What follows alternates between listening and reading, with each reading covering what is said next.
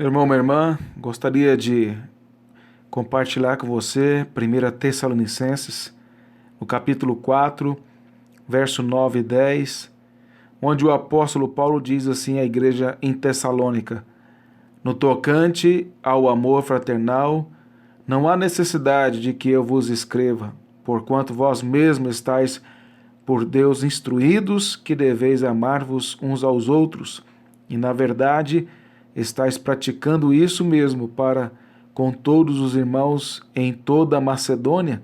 Contudo, vos exortamos, irmãos, a progredirdes cada vez mais. O apóstolo Paulo nos fala nesse texto sobre o amor fraternal.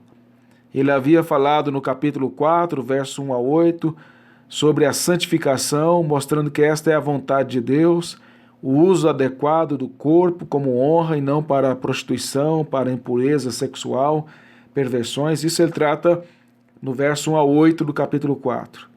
Agora, do verso 9 e 10, ele vai falar sobre esse assunto, sobre a comunhão, sobre o amor fraternal. Por quê? Porque a igreja é a comunidade do amor. A igreja deve ser modelo de amor, de relacionamentos construídos adequadamente para o mundo.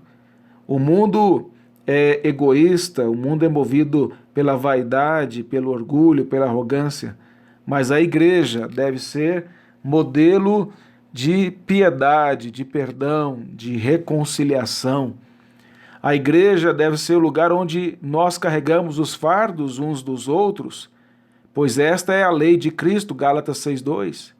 A igreja deve ser o lugar onde nós nos alegramos com os que se alegram, com as vitórias do outro, com a alegria do outro, com a bênção do outro. Mas também é na igreja onde nós choramos com os que choram, com os que sofrem, conforme Tiago, capítulo 5, verso 13 e 14. A igreja é onde nós aperfeiçoamos os nossos relacionamentos, onde nós recebemos a instrução da palavra. A igreja não são as paredes, não são os prédios, não são os chamados templos. A igreja são as pessoas que ali congregam, são as pessoas que formam o corpo de Cristo. O corpo de Cristo não é parede, não é tijolo. O corpo de Cristo é gente transformada, gente alcançada pela graça, conforme Paulo diz em Efésios 2, que nós somos o edifício de Deus, edificados em Cristo, edificados sobre a sua palavra, e que crescemos para a habitação de Deus. O que Paulo nos mostra lá em Efésios 2 é que a igreja ela cresce para que um dia ela seja perfeita e possa ser plenamente habitada pelo Senhor. Isso ocorrerá quando Cristo voltar a segunda vez.